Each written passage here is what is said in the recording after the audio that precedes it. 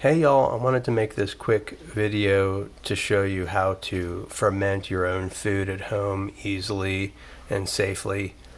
It's becoming a popular thing to do because it's very healthy, and the bacteria that are formed during fermentation are good for your digestive system, and the way the food breaks down makes it a little easier to digest and absorb nutrients. So for lots of reasons, plus it's just sort of fun to do. I thought you and your kids might like to do this or see this. It's kind of a science experiment too. You can sort of see the ferment bubble up and get active as it progresses. So here's a quick video for you of making sauerkraut just from buying a head of cabbage at the store.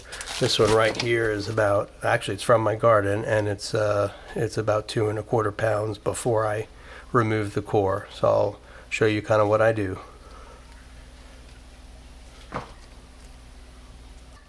First, you can take off some of these exterior leaves,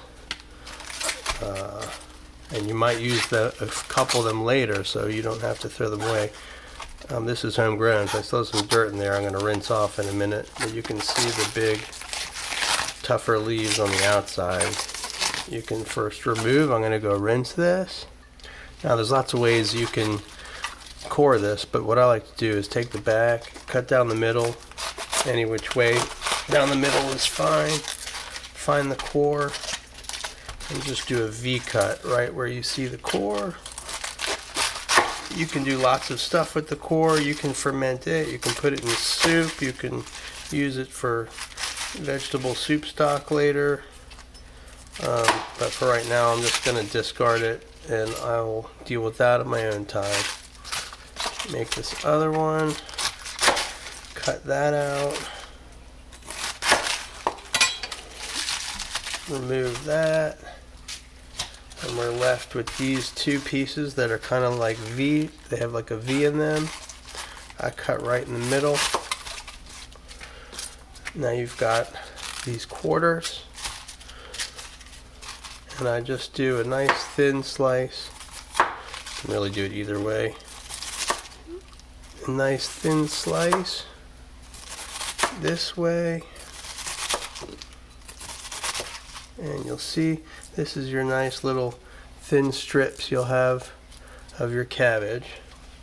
And I'm going to do the whole thing. Be right back. Alright, I got that done. You can see it's all been cut up into strips, and I'm going to weigh that now. As far as weighing goes, you don't want to weigh the bowl that it's in, so I'm going to put another bowl here, and then if you have a kitchen scale, it will let you clear out the weight of the bowl. Press tare, and I'm going to set this to grams, and we will convert. We're going to take 3% of the weight of the cabbage. You can do 2%. Some people go as low as 1.5%. There's even ways of doing very low or no salt kraut, but the flavor is not that great, of course, without salt for a lot of people. So I'm going to do 3%, which is not high, but it's a little salty. I like kind of salty food, for good or for bad. So let's see what this weighs in grams. I'm going to put this in now.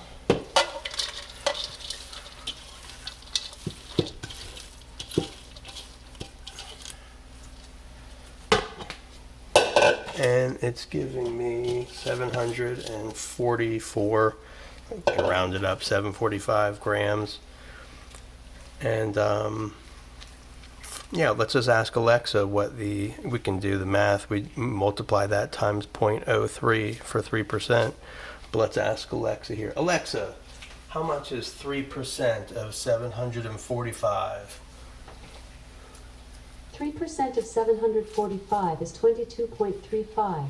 That means we need Did about... that answer your question? Absolutely, thank you. So we need 22 grams of salt to make 3% salt. So let's get that together. I have my Morton canning and pickling salt right here. You can use other salts. People talk about the pink Himalayan salt or Celtic sea salt, different luxury salts that have all kinds of micronutrients in them, but you don't need all of that. If it sounds good to you, then you can use that. The only thing that you need is salt, and as it says here, salt. You don't want any additives, anti-caking agents, iodine, so you just want to make sure it's an all-natural salt. This is a good one because it's very inexpensive and all it has is salt, and you'll have really good results with that one. You can buy it at the grocery store. This whole box is probably a couple dollars, $2 or $3. All right, so I'm gonna get that together. Once again, we're gonna weigh the salt. We wanted 22 grams, so I'm gonna put this little ramekin here, clear this out, and we just start pouring until the scale tells me it's 22 grams. Already up to 19, 24. Okay, well, I can take out a little bit, but it's 22 grams or 24 grams, not going to make a big difference. Maybe that's 3.1 or 3.2% salt. That's actually fine, so we can just do that.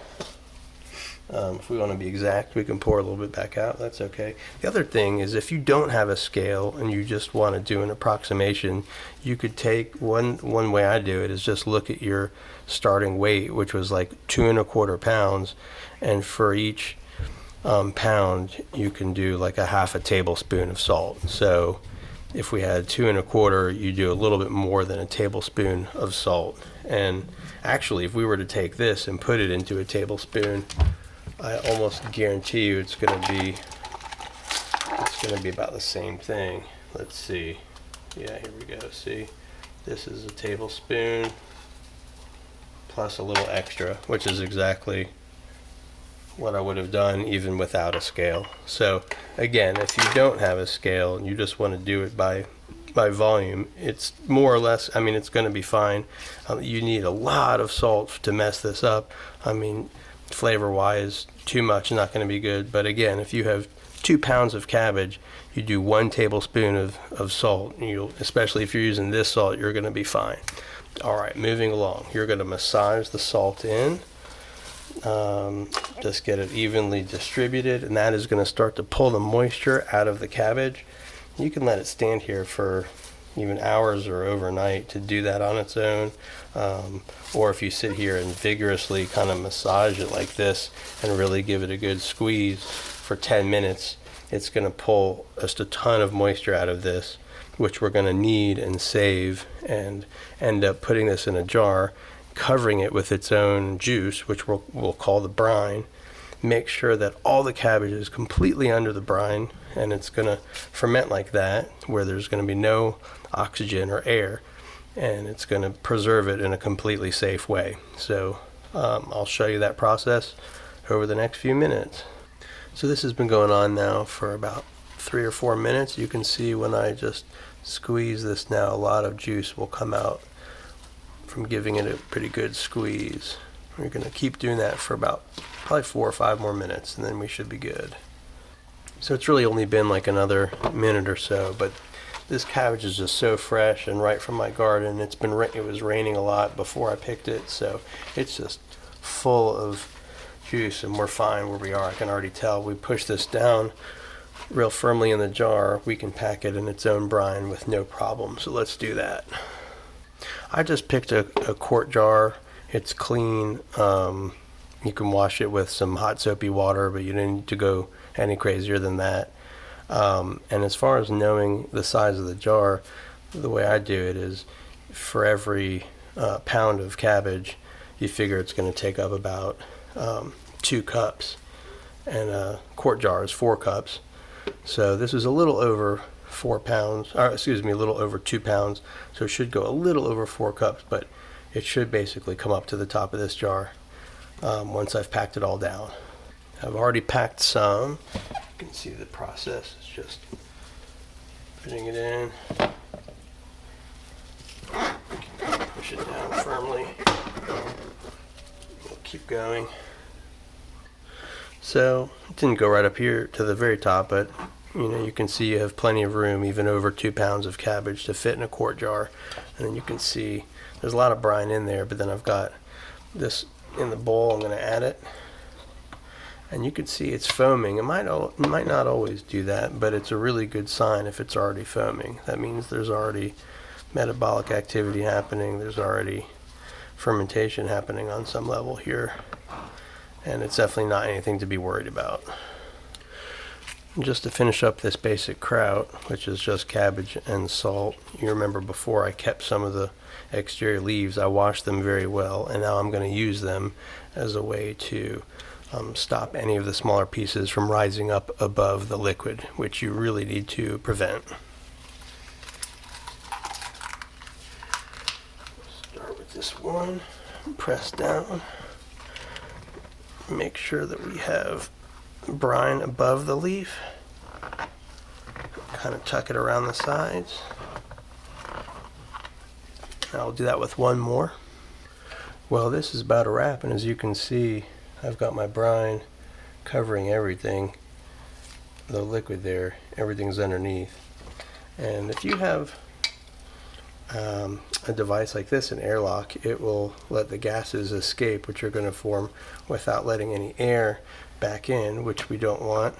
So this is a great little device to use. But if you don't have that, you just have the regular old lid that comes with the jar. Simply put it on. Don't make it super tight, but you can make it reasonably tight, and about once or twice a day you just do that. That will let the gas out by itself, and you'll be good to go. After about a week or two of that, you don't need to worry about it. Give it about 2 more weeks to ferment, and it's going to be some delicious sauerkraut, unlike anything you've had before. Enjoy. And by the way, if you want to season it with other things, you can add all kinds of other ingredients you want: herbs, spices, apples cut up, you name it. Well, not anything, but in the veggie and fruit world, it will be okay. So you can get creative. Enjoy.